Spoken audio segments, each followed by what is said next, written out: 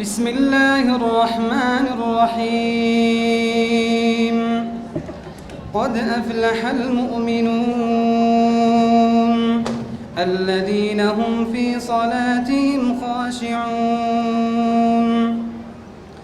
والذين هم عن اللغو معرضون والذين هم للزكاة فاعلون والذين هم لفروجهم حافظون إلا على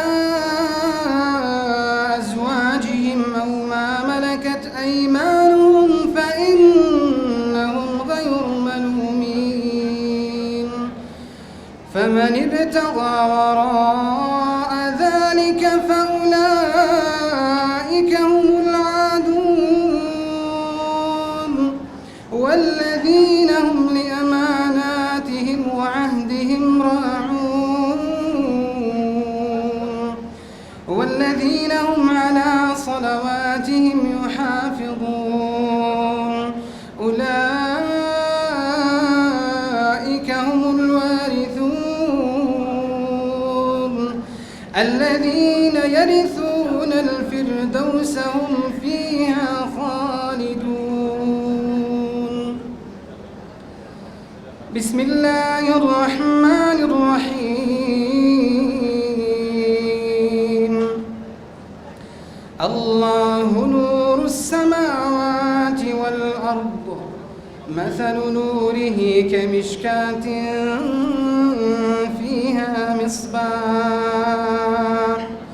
المصباح في زجاجة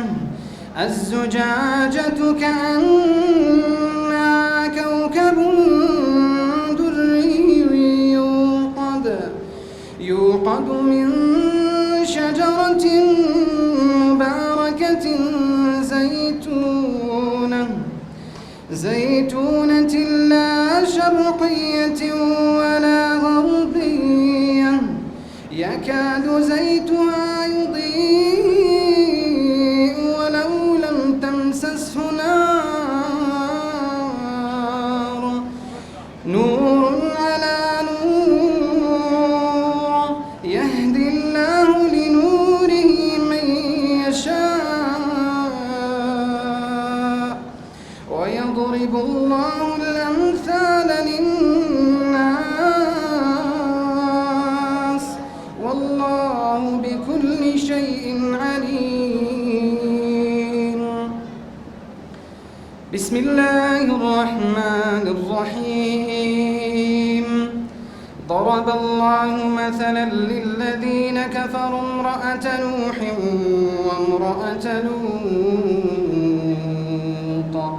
كانتا تحت عبدين من عبادنا صالحين فخانتاهما فلم يغنيا عنهما من الله شيئا وقيل ادخلا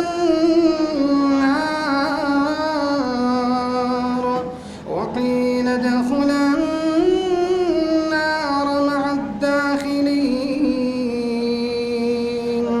وضرب الله مثلا للذين آمنوا امرأة فرعون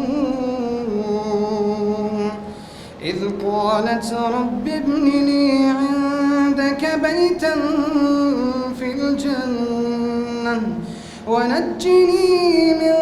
فرعون وعمله ونجني من القوم الظالمين ومريم ابنة عمران التي أحصنت فرجها فنفخنا فيه من روحنا وصدقت بكلمات ربها وكتبه وكانت من القانتين.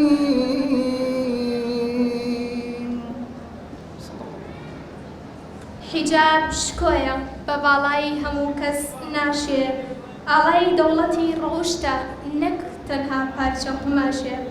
بەڕێزان ئێستاش وتەی بەخێرهاتنتان پێشکەش دەکرێت بە ناوی ناوەندی پشتدەرەی ڕێکخراوی قوتابیانی کوردستان بە ئۆفیسی ڕادیۆی سەنتەری پەرەپێدان لەلایەن زۆر بەڕێز مامۆستا سلمان کۆچەری باوەڕێزیان بفەرمون. بناوي خداي جوري مهربان. يا أيها النبي قل لأزواجك وبناتك ونساء المؤمنين يدنين عليهن من جلابهن ذلك أدنى أن يعرفن فلا يؤذين وكان الله غفورا رحيما. أي پیغمبر صلى الله عليه وسلم بڵێ بە هاوسەرانت و بە کچانت و بە ئافرەتانی بڕواداران با عەباکانیان بدەن بەسەر خۆیاندا، خۆیان و جوانیانی پێدا پۆشن، ئەوە نزیکترە بناسرێن بە داوێن پاک تا بەهۆیەوە ئازار نەدرێن و وەخوا لێ خۆشبووی میهرەبانە. میوانانی بەڕێز، مامۆستایانی خاوەن پایە، بەشداربوانی فیستیڤاڵی شکۆی باڵاپۆشی پارێزبەندانی کەلتوری کوردی، بە ناوی ڕێکخراوی قوتابیانی پشدەر و سەنتەری پەرەپێدانی لاوان ئۆفیسی ڕانیا، هەروەها مەڵبەندی پێنجی ڕاپەڕینی کۆمەڵی دادگەری و ئەنجومەنی قەڵازەی کۆمەڵی دادگەری بە خێراتنتان دەکەین، ئابەندەبوونتان بەرز دەنرخێنین. بەڕێزان، پۆشاک و باڵاپۆشی سیمایەکی جوان و لە هەمان کاتدا ڕێسایەکی کەونیە کە بۆ هۆیەوە ئافرەتان بە باڵاپۆشیان جوانی و پاکێتیان دەپارێزن، خدا لە خۆیان ڕازی دەکەن. ئێمەی گەلی کوردیش وەکو میلەتێکی ڕەسەن و شوێنکەوتەی ئیسلام و ڕێبازی پێغەمبەر صلی الله علیه وسلم ئافرەتانمان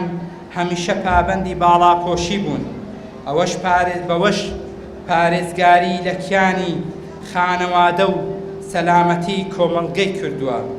هەر ئەوەش بزوێنەری بەرگری بووە لە وڵات و کەلتوری گەلی کورد. بەڕێزان، باڵاپۆشی لە لای کورد سەرڕای ئەوەی پابەندیە وەکو سونەتێکی خودایی بۆ تەنەریتێکی جوان لە لای ئافرەتی کورد، هێمای جوانی و سیمای ڕێز و پلە باڵایی و پارێزبەندی و جوانیە لە لای ئافرەت. یاخوا پیرۆستان بێ،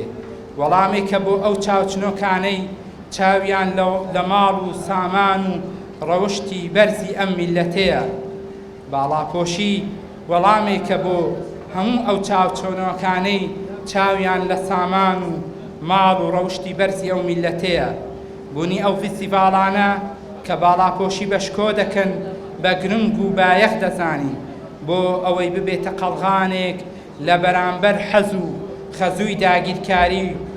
کەلتوری کە پیلانی وڵاتی داگیرکەر و ئیمپریالیزمی و هەروەها بەشێکە لە پیلانگێڕی جیهانگیری عەولەمە کە بۆ لەباربردنی نەریتە جوانەکان و سیما باڵاکانی باڵاپۆشی دەیگرنە بەر. سوپاس بۆ خوا، ئێساکە لە هەرێمی کوردستان لە هەموو ناوچەکانەوە پۆل پۆل ئافرەتان ڕۆژ دوای ڕۆژ کات دوای کات ڕوو لە باڵاپۆشی دەکەن،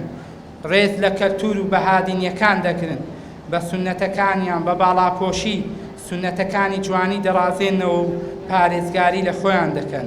ئەوەش بە فەزڵی خوددا و هەوڵی کۆششی حیزبە ئیسلامیەکان و ڕێکخراوە ئیسلامیەکان دەزانی. هەر بەرز و شکۆدار بێت فیستیڤاڵی شکۆی باڵاپۆشی. ڕێکخراوی قوتابیانی کوردستان ناوەندی پشدەر، سەنتەری پەرەپێدانی لاوان ئۆفیسی ڕانیا. وەسەلام عەلەیکم وەڕەحمەت الله وبەرەکاتوه. خوشکی باڵاپۆش، تۆ بناغەی بەختیاری و شارستانی، جێگەی ئومێدی کورد و کوردستانی. ئامادەبوانی بەڕێز، داوا لە خوشکانی بەشداربووی فیستیڤاڵی شکۆی باڵاپۆشی دەکەم. هەستنە سەر پێ، شادەکانیان بەدەستی ڕاست بەرز بکەنەوە، سێ جار لەگەڵم بڵێنەوە، تکایە بە دەنگێکی بەرز لەگەڵم بڵێنەوە. باڵاپۆشیم شکۆیە، باڵاپۆشیم شکۆیە، باڵاپۆشیم شکۆیە. دەستەکانتان خۆش بێت، خی گەورە پاداشتی خێرتان داتەوە. ئامادەبوانی خۆشەویست، داوا لە لیژنەی ئامادەکاری فیستیڤاڵ دەکەین بینە سەر ستەیج بە وتەی فیستیڤاڵی شکۆی باڵاپۆشی لەلایەن زۆر بەڕێز دکتۆر ڕزگار قادر پێشکەش دەکرێت داوای لێ دەکەین کە بێتە سەر ستەیج بۆ پێشکەشکردنی وتەکەی. بسم الله الرحمن الرحيم الحمد لله والصلاة والسلام على رسول الله وعلى آله وصحبه ومن والاه ما بەسەیان و پەروەردەکارانی سەنگین کچە ئازیزەکان و خوشکە بەڕێزەکانی شکۆی باڵاپۆشی میوانە بەڕێزەکان ئامادەبوانی خۆشەویست خۆمان زۆر بە خۆشحاڵ دەزانین لەم ساتە وەختەدا و لێرەدا لە شاری خۆڕاگری قەڵاتزێ لە مەراسیمێکی شایستەی پرشکۆدا لە بەردەمتاندا وەستاوین سەرەتا پڕ بەدڵ بە خێرهاتنی گەرمی هەموو لایەکتان دەکەین بۆ ئەم بۆنە پیرۆز و بەرەکەتدارە ئەمڕۆ ڕۆژی بڕیاری باڵاپۆشی یەکجاریە لەلایەن ژمارەیەکی بەرچاو لە کچان و خوشکانی ئازیزمان ڕۆژی دڵخۆشی هەموو ئەوانەیە کە چاویان بە دینداری و چاکەکاری دەگەشێتەوە ڕۆژی بڕیارە مەزنەکەی ژیانی پۆلێک لە گوڵاڵە سوورەی بەهاری وڵاتەکەمانە خوشکانی باڵاپۆش لە ناخی دڵمانەوە پیرۆزبایەکی گەرمتان ئاراسە دەکەین بەم بڕیارەتان هەنگاوی بەرەو خواچوونتان بەهادارتر کرد دەستخۆشیتان لێ دەکەین کە وەڵامی فەرمانی پەروەردگارتان دایەوە و شکۆمەندیتان هەڵبژارد جێی خۆیەتی شانازی بە خۆتانەوە بکەن کە لەگەڵ پۆلێکی ئاوەدان و پڕبەرەکەت لە خوشکانتان دڵی هەزارەها و ملیۆنان خەڵکی خواویستان خۆش کرد سەری کەسوکاری دڵسۆستان بەرز کردەوە کچە ئازیزەکان و خوشکە بەڕێزەکانمان دەبێ ئەوە بزانن ئەو بڕیارەتان زیاتر بەو بڕیارەتان زیاتر کەوتونەتە سەر ڕێگەی ساڵح بوون و بەرەو خواچوون بۆیە پێویستە توێشووی ڕێگەتان پڕکەن بە زانست و زانیاری و ئاکاری پەسەند و ڕەفتاری جوان خۆتان بڕازێننەوە هەوڵی خۆپەروەردەکردن و پێگەیاندنی زیاتری خۆتان بدەن خۆتان لە ئاکار و ڕەفتار و گفتاری ناپەسەند و نەگونجاو لەگەڵ باڵای بەرزی پڕشکۆی داپۆشاوتان بە دوور بگرن پێویستە بڕیاری هێز و توانا بێت بۆ ئەوەی بەردەوام بن و خۆڕاگر بن لە بەرامبەرتانەوە تەشەری نەیارانتان و سەگەوەری سەرڕێگەی گەیشتن بە ئاسۆ سارتان نەکاتەوە و بزانن برایانی دڵسۆستان بە هەمیشە پشتیوان بەخوای پەروەردگار وەک قەڵا لە پشتانن هەمیشە هاوکارتانن مامۆستایانی پەروەردەکاری سەنگین دەزانین ئێوەی بەڕێز خواویستانە و خۆنەویستانە لە بواری پەروەردە و پێگەیاندندا هەوڵی بێوچانتاندا کردووە و لە توانات ئەوەی لە تواناتاندا بوو بێت بە خرستان داوە لە پێنا و پێگەیاندنی نەوەیەکی نوێی دیندار ئێوە ئەمڕۆکە پێویستە دڵخۆشتر بن لە هەر کەسێکی تر چونکە بەشێکی باش لە بەشداربووان بەرهەمی دەستی ئێوەی ماندوونە ناسە یەکێک لە خۆشیەکانی خۆشی ژیانی مرۆڤ ئەوەیە کە بەرهەمی ڕەنج و تێکۆشانی خۆی بە چاوی خۆی ببینێتەوە دەزانین ئەرکی قورسی پەروەردەیی لەم ڕۆدا ئێوەی کە ئێوە خسووتانەتە سەرشانی خۆتان وێڕای قورسیەکانی ژیان کە بەرۆکی ژیانی هەموو لایەکی گرتووە ئێوە خەریکی کارێکی مەزنن کارێکی مەزنتان لە ئەستۆ گرتووە بۆیە داواتان لێ دەکەین بەردەوام بن پەرەی زیاتر بە هەوڵەکانتان بدەن چونکە دڵنیا بن ئەو کارە گەورەترین خەرمانی کۆکردنەوەی چاکەیە لە تەمەنی کورت و زوو تێپەڕی مرۆڤدا سپاسی هەر کەسێک دەکەین بە هەر شێوەیەک هاوکاری سەرخستنی ئەو پرۆژەیە بووە دوازار ڕوو دەکەینە قاپی میهرەبانی خوای باڵادەست دەپاڕێینەوە کە ئەم کارەمان لێ قبول بکات و تەوفیقمان بدات بۆ پێشکەشکردنی ئەم جۆرە پرۆژانە کە خزمەت بە دین و ژینی گەلەکەمان دەکەن والسلام عليكم ورحمة الله وبركاته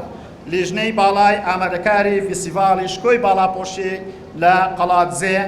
ئێوەن سیماکانی جوانی هێماکانی بوون دراوشاوەکانی مانگ و سمبولی جوانی و پاکی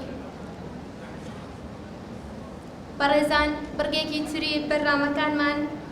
بریتە لە سرودێک لەلایەن هونەرمەندی داکخۆش زۆر بەڕێز کاک عیماد ڕەزا داوای لێ دەکەین کە بێتە سەر ستەیج.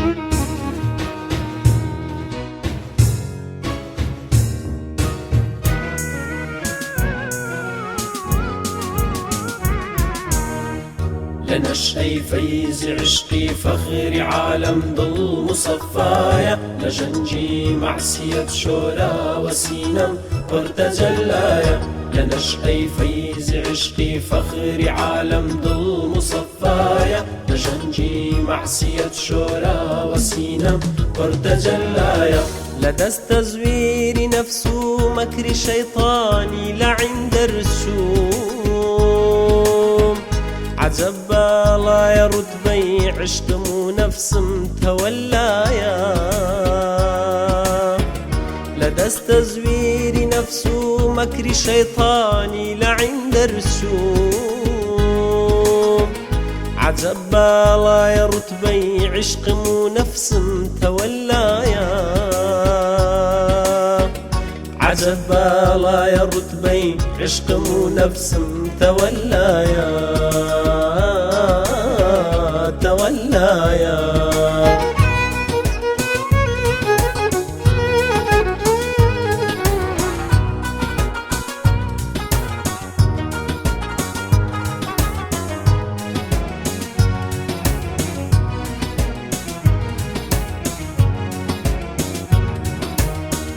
مقامي عارفا بزحمة ورنز ومشقة الدين لزمري عاشقان بوي عالم لم تبرايا مقامي عارفا بزحمة ورنز ومشقة الدين لزمري عاشقان بوي عالم لم تبرايا لهرشي رودكم وقروش عيانا شي رموزاتا لطايف سر بسر مستغرقي ذكري هو الله يا لهرشي رودكم وقروش عيانا شي رموزاتا لطايف سر بسر مستغرقي ذكري هو الله يا لطايف سر بسر مستغرقي ذكري هو الله يا هو الله يا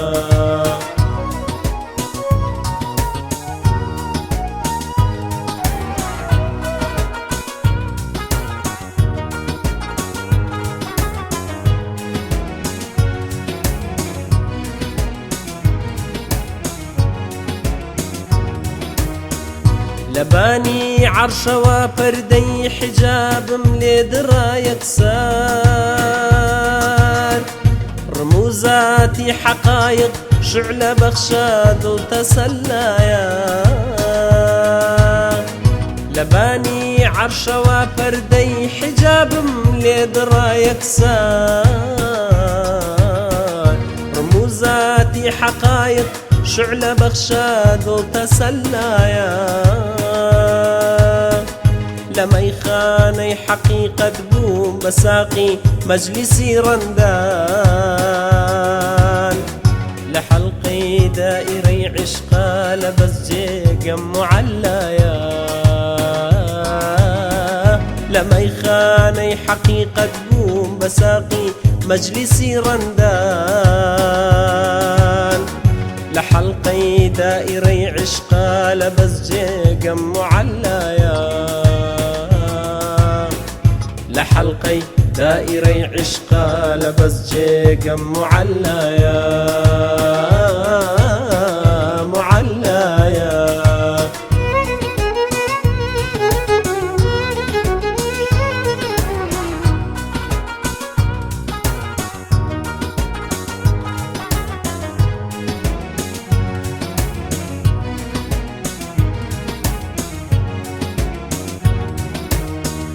كسي شغلي محبة بي أبي وصلي بحق تحقيق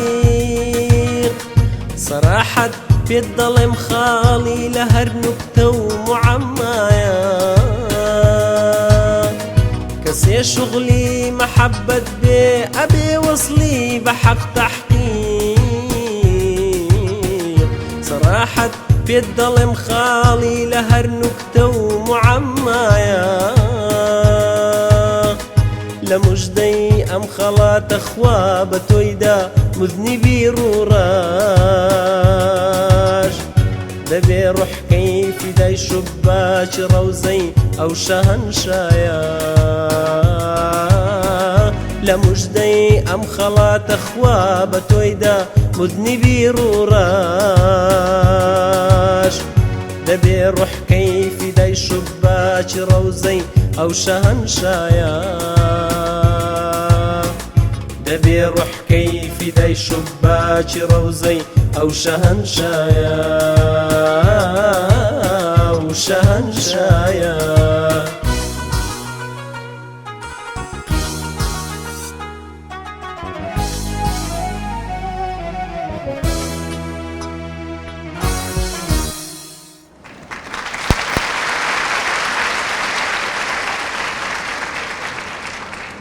وتیان پێمان حیجابەکەت زۆر دەرگای لێداخستویت وتمان بەڵێ وایە گەورەترینیان دەرگاکانی جەهەنەمە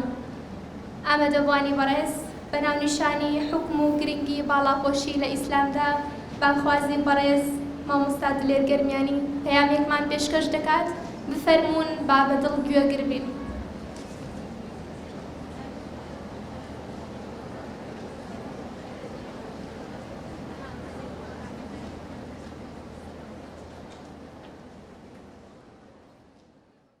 الحمد لله والصلاة والسلام على خير خلق الله محمد وعلى آله ومن والاه أما بعد براني بريز مامۆستایانی بەڕێز خوشکانی بەڕێزم السلام عليكم ورحمة الله وبركاته من پێش هەمووشت پاش سپاسی خوای پەروەردگار کە خوای پەروەردگار بە فەزلی خۆی ڕێنمایی هەموو لایەکمانی کردو هیدایەتی داوین بۆ ئەوەی شوێنکەوتنی کۆتا بەرنامەی خۆی بین پیرۆزترین و بەرزترین شەرەفمەندترین پێغەمبەری خوا بین کە کۆتا بەرنامەی بۆ هاتووە ئەمە چاکە و فەزلی خوایە لەسەر هەر هەمومان داوا بکەین لە خوا خوای گەورە پابەندیمان پێ بەخشێت تا ئەگەینە دیداری خۆی پاشان زۆر سپاسی ناوەندی پشدەی ڕێکخراوی قوتابیانی کورسان دەکەین هەروەها سەنتەری پەرەپێدانی لاوان ئۆفیسی ڕانیا مەڵبەندی پێنجی ڕاپەڕینی کۆمەڵ کە بەڕاستی ئەمە سەلماندیان کە هەموو ئیشێگەکەن بە وەسیلەیەک بۆ خزمەتکردنی دین چونکە زۆر هەڵەیە دین بکەیتەوە وەسیلەیەک بۆ بەدەستێنانی دنیا بەڵام ئیش و کاری خۆت و ئەو ئیشەی کە پێی هەوەسی خزمەتی دینی پێ بکەی ئەوەی ئەویسان سوپاسی خوای پەروەردگاری لەسەر کات ئەو بابەتەی کە پێم خۆش بوو ئەم بابەتە زۆر هەڵەگرێ بەڵام پێم خۆش بوو لەو کاتەکەمەی لە خزمەتتانە باسی کەم لە 6 پرسیارە ئەگەر کاتەکە بتوانم بیگەێنم پرسیاری یەکەم لە هەموو ئەم خوشکانەی خۆم ئەم مامۆستا بەڕێزانە کە مامۆستای ئەم خوشکانن دەستخۆشییان لێ ئەەکەم دەستخۆشی لە خۆیان ئەەکەم کە سپاس بۆ خوای گەورە بەو باڵاپۆشیە ئیمانی خۆیان نوێ ئەەکەنەوە کەڵێن ئێمە پابەندین بەوەی کە سەمع و تاعەمان هەبێ بۆ ئاەتەکان و فەرمودەکانی پێغەمبەر صلی الله علیه وسلم دەستخۆشی لە دایک و باوکتان ئەەکەم لە مامۆستاکانتان خوا پاداشتان داتەوە ئەو پرسیارە ئەمێ بیکەم لە هەموو لایەکمان ئایا ئەم باڵاپۆشیە نەریتە ئایا ئەم باڵاپۆشیە عرف و عادەتە بڕیارێکی حزبیە ئیشێکی شەخصیە تۆ ئازادی باڵاپۆش بیت یان واجبە باڵاپۆش بیت ئایا دەسەڵات و حکومەت دەتوانێت دەستی هەبێت بڕیاری هەبێت لە باڵاپۆشیە یان نا ئومورێکی سیاسیە لە وەڵامی هەومانەڵێن نەخێر خوشکەکانم برایانم باڵاپۆشی جوزئێکە لە دینمان بەشێکە لە دینمان عیبادەتێکە وەکو باقی عیبادەتەکان خوای پەروەردگار واجبی کردوتە سەر ئافرەتی ئیماندار بە بەڵگەی قورئان سنەتی پێغەمبەر صلی الله علیه وسلم کۆدەنگی زانایان یەکدەنگن لەسەر باڵاپۆشی چەند خۆشەکە ئێستا تۆ ئەم ئاەتە ئەخوێنیت خوای پەروەردگار عەزە وەجەل فەرمێت یا ئەیها النەبی قل لأزواجك وبناتك ونساء المؤمنين يدنين عليهن من جلابيبهن ذلك أدنى أن يعرفن فلا يؤذين وكان الله غفورا رحيما هر خوشکێکە باڵاپۆشە دایکمان خوشکمان کچمان دەڵێ خوای پەروەردگار سپاس بۆ تۆ خوای گەورە فەرمێ ئەی پێغەمبەر بڵێ بە خێزانەکانت بە کچەکانت بە ئافرەتانی ئیماندار نافەرمێ وەنیسائی المسلمین مؤمنین لەبەرەوەی لە باڵاپۆشیوە لەوە چێ ئینسان ڕۆتە ئاستی ئیمانداری کەوا بوو تۆ وەڵامی ئەمرەکەی خوا و پێغەمبەرت داوە کە چی بکەن ئەو باڵاپۆش و ئاباکانتان بدەن بەسەر خۆتانە باشە بۆ پێکە پرسیارمان لێ بکە پێش هەموو شت ئەمری خوای پەروەردگار جێوەجێکەم خوایە کە دانایە ئەفەرمێت ذلك ئەدنا ئەن یعرفنا باڵاپۆشی نزیکە لەوەوە کە خەڵکی بتان ناسێ کە ئەمانە داوێن پاکن دەست پاکن صاحب ئیمانن فەلا یؤذەین ئەو کەسانەی کە چاو پیسن ئەو کەسانەی کە دڵیان پیسە نەخۆشن خۆیان لە ڕێگای ئەمانە لا ئەدەن بەتانە و تەشەریان عەزیەتیان نادەن ئەڵێ من ئەو ئافرەتە نیم تۆ وام لێ بکەین ئەمە ئایەتی خوای پەروەردگارە عەزە وەجەل خوای پەروەردگار عەزە وەجەل پاشەوەی کە ئەمرەکاتە ئافرەتی ئیمانداران چاو داپۆشن لاوێن بپارێزن جوانی خۆیان بشارنەوەی لاوەی لەبێ ڕێگای پێدراوە پاشان فەرمێ وەلیەضربنە بخمورهن على جیوبهن ولا یبدین زینەتەهن با سەرپۆشەکانیان بەلەشکەکانیان بدەن بەسەر سێنگوشانیان تا گەردن و بەرۆکیان دەرنەکەوێت خوای گەورە وامان پێ فەرمێت کەوا بوو ئەمەش بە ئەمری خوای پەروەردگارە جوانی خۆت بشاری تۆ خوای گەورە فەرمێ وەلا تەبەڕەجنە تەبەڕج الجاهلیەتی الأولى ئافرەتی موسڵمان ئێوە نابێ وەکو سەردەمی نەفامی کۆن کەوا بوو باڵا نەپۆشیت لای خوای تاکوتەنها و زانە بە نەفامی کۆن مە ثەقافەتێک نییە ئێستا ئەمڕۆ بڵێ وەڵی کاکەمانە دواکەوتون لای خوایە کە زانایە خوایە کە شارەزای هەموو شتێکە ئەفەرمێ ئێوە وەکو سەردەمی نەفامی کۆن نەبن جوانی خۆتان دەرمەخەن پێغەمبەر فەرمێ صلی الله عليه وسلم لا يقبل الله صلاة حائض إلا بخمار ئافرەتێ گەشتە تەمەنی سووڕی مانگانە نوێژی خوای گەورە قبوڵی ناکە ئللا بەوە نەبێ خیمار ئەو سەرپۆشەیەکەی دەیتە سەرتا ئەزان زانایان چێ فەرمێ من پرسیارێک لە ئێوەکەم ئافرەتێکی بەتەمەن نەتەماعی شوکردنی هەبێ نە کەس چاوەڕێ با بڕاتە داوای لە نیوەی شەوە لە ئەمانی ماڵی خۆیە بەو شەوە هەموو دەرگاکان داخات جائز نییە نوێژ بکا بەبێ سەرپۆش ئەزانن جائز نییە لە ماڵ ئافرەتێکی وە عولەما فەرمون ئیجماعی لەسەرە وە حکمی کچێکی تازە پێگەشتووە کە نابێ لەبەرەوەی ئەمە عەورەتە ئافرەتی موسڵمان خوای گەورە بەڕێزی کردووە ئەم لە شوێنی خۆی دەبێ ئەمانە دەرناخات کە نوێژ عولەما فەرمون چۆن نوێژ بەبێ دەست نوێژ قبوڵ نییە بەبێ باڵاپۆشیش خوا نوێژ قبوڵ ناکات یا ڕەبی خوای گەورە لە من و ئێوەشی وەرگرت بێت ئینشاڵڵا و خاڵەی خیر دووبارە کەمەوە بەو باڵاپۆشیەتان کردەوەکانیشتان وا لێ بکەن شایستەی ئەوە بێت ببن بەوەی کە خەڵک بتان بینێت جوانی ئیسلامی دەرکەوێت خۆ پاداشتان داتەوە خوا لەتان ڕازی بێ یا ڕەبی گەروتیان حیجابەکەت کۆتە و لە گەردنت ئاڵاوە بڵێ سەنگێکی قورسە و لەسەر تەرازوم داناوە بەڕێزان بۆ جاری دووەم ئاهەنگەکەمان ڕازاوەتر دەکەین بە سرودی کەڵپەی دەروون لەلایەن هونەرمەندی دەرخۆش کاک عیماد ڕەزا باوەڕێزیان بفەرموون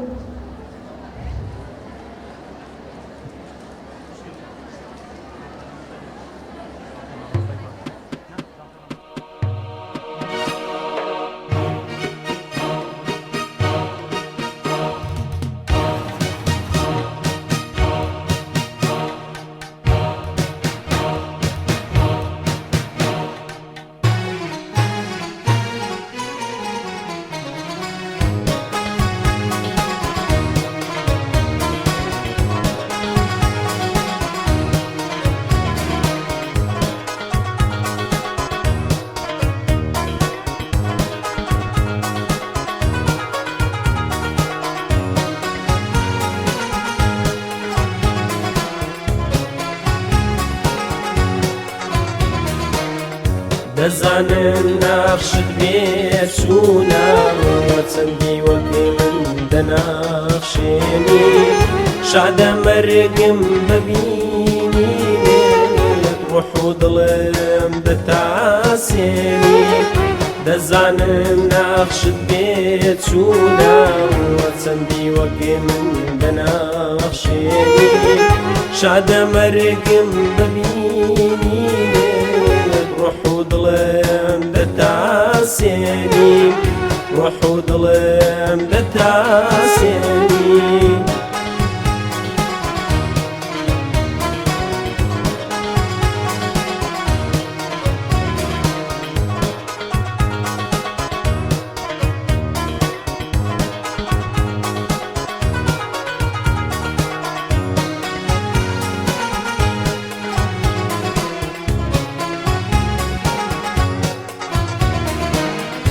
لە بارگای ڕەحمەتدا لە سوژداد من بێخەبەرنی لە قەهری دڵنشیندا دەرونی من دەسووتێنی لە بارگای ڕەحمەتدا لە سوژداد من بێخەبەرنی لە قەهری دڵنشیندا دەرونی بەیەک لەحزە و بەیەک خودکار دەوەستێنی چەند ڕۆح و دڵ لە بەحری عیلم و عیرفانێ سەری زانا دەشێوێنی بەیەک لەحزە و بەیەک خودکار دەوەستێنی چەند ڕۆح و دڵ لە بەحری عیلم و عیرفانێ سەری زانا دەشێوێنی سەری زانا دەشێوێنی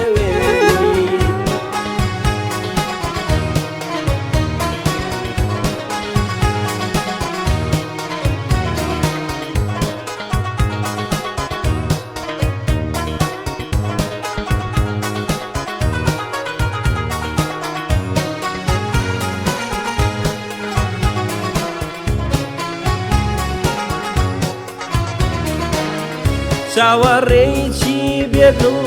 غەیری بەخشندەی تۆ خودایە لە توندی قەهری ساختی خۆت لە بوستانم دەتۆرێنی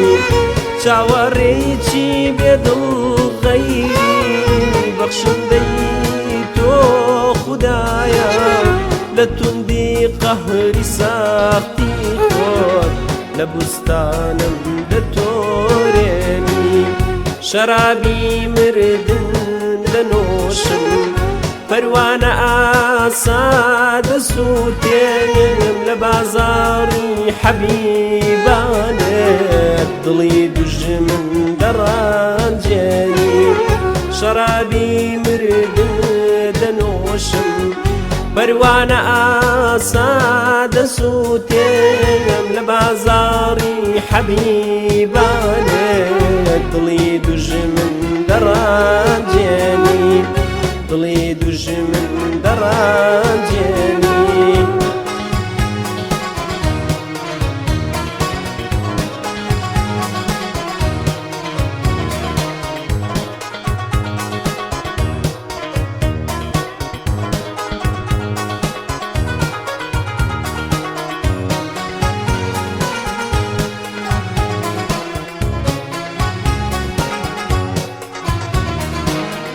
منی بەندەی ڕوو لە قاپی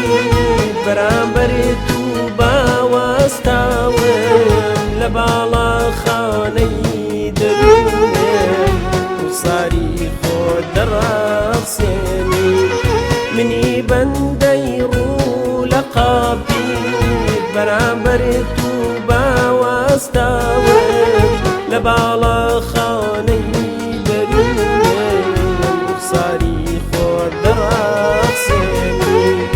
هاکە قەڵای هیواکانم گەشتە لووتکە سەرکەشەکان سەرنجامیش گەردانەی هەموو ئاواتێک دەپسڕێنی هاکە قەڵای هیواکانم گەشتە لووتکە سەرکەشەکان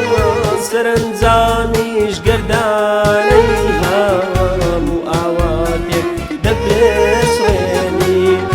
ئاواتێک دەپسڕێنی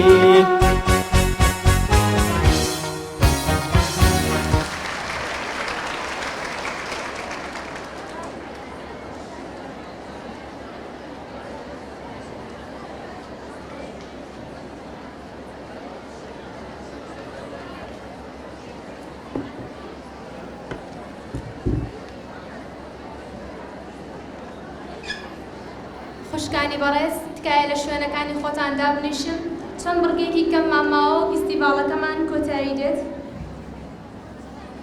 زۆر بەڕێزان وتەی مامۆستایانی وانە پەروەردەیەکان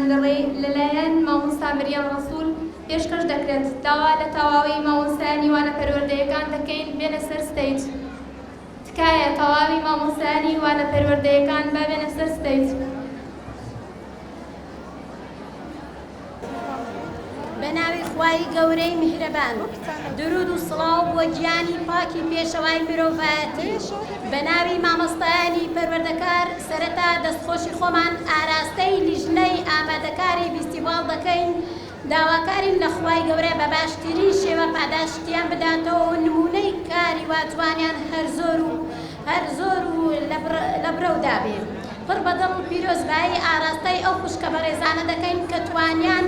بڕیارێکی ژیرانە بدەن و وڵامی ناحەزان و نەیارانی دین و ڕەسەنایەتی میلەتەکەمان بدەنەوە. خوشکانی بەڕێز جاچاک بزانن پیلان و نەخشەی جۆرا و جۆرتان بۆ دەکۆشرێ بۆ لە ڕێگا لادان و پێترازانتان لە ڕاستە ڕێگای بەرەو خواچوون. بۆیە پێویستە بێدار و وشیار بن تاوەکو دۆستان و دوژمنانتان لە یەک جیا بکەنەوە بزانن دەروون نەخۆشەکان هێندە تۆیان لەلا بەبایەخە تا ئارەزوە شەیتانەکانیان لەسەر تۆ تێر دەکەن. دواتر دەبنە کاڵایەکی ڕزیوی بێبایەخ لەلایەن. هەموو ئەو وشە باق و بریقانەی ڕۆژانە کاوێژی دەکەنەوە لە مافی ئافرەت و ئازادی ڕەهاو، نەهێشتنی باڵ سالاری و شکاندنی شکۆی کۆمەڵگا جگە لە بەشێک لە پلان و لە پلانە ترسناکە چیتر نییە. لە کۆتاییدا پێتان دەڵێم ئەی پاڵەوانانی خۆڕاگر لە ئاستی هەموو ئەو شاڵاوە درندانە تۆ لە کۆمەڵگایەکدا هێشتا بریسکەی ڕەوش جوانی ئیسلامەتی و کوردەواری لە شەرم و حەیا و داوێ پاکی تێدا دەدرەوشێتەوە. ئەڵڵاه چەند جوانە شیرین چەند جوان و شیرینە دیمەنی ئەو هەموو ئافرەتە باڵا پۆشە بە هیممەت و بە حورمەتە لەبەر ترسی خوا خۆیان کردە گوڵێکی ئەرخەوانی، خۆیان لە حەز و ئارەزوو و نەفس گرتۆتەوە. دووبارە پیرۆستان بێ، سەرتان بەرز بێ. ئەسەلامو عەلەیکوم و ڕەحمەت الله وبەرەکاتوه.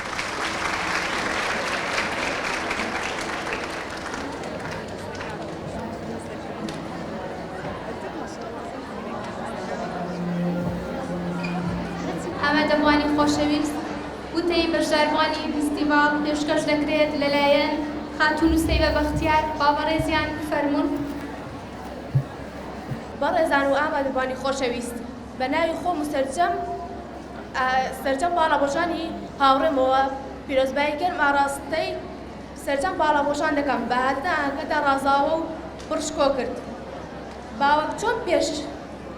باوەک چۆن پێشەنگی باڵابۆشی بووین، با پێشەنگی بڵاوکردنەوەی ڕەوشی جوانی کۆمەڵگا بین. هەر شاد و سەرفەرز بن. هیوای بەرداوامیتان بۆ دەخوازم. ئەی ئافرەتانی شکۆمەردی خۆڕاگر لە بەردەم فەسادی ئەم سەردەمەدا. زۆر سپاس. لنشأي فيز عشقي فخر عالم ضل مصفايا لجنجي معسية شورى وسينم وارتجلايا لنشأي فيز عشقي فخر عالم ضل مصفايا لجنجي معسية شورى وسينم وارتجلايا لدست تزوير نفس مكر شيطاني لعند الرسوم عجب باڵایە ڕوتبەی عشقم و نەفسم تەوەلایە لە دەستە زویری نەفس و مەکری شەیطانی لە عیندە رسوم عجب باڵایە ڕوتبەی عشقم و نەفسم تەوەلایە عجب باڵایە ڕوتبەی عشقم و نەفسم تەوەلایە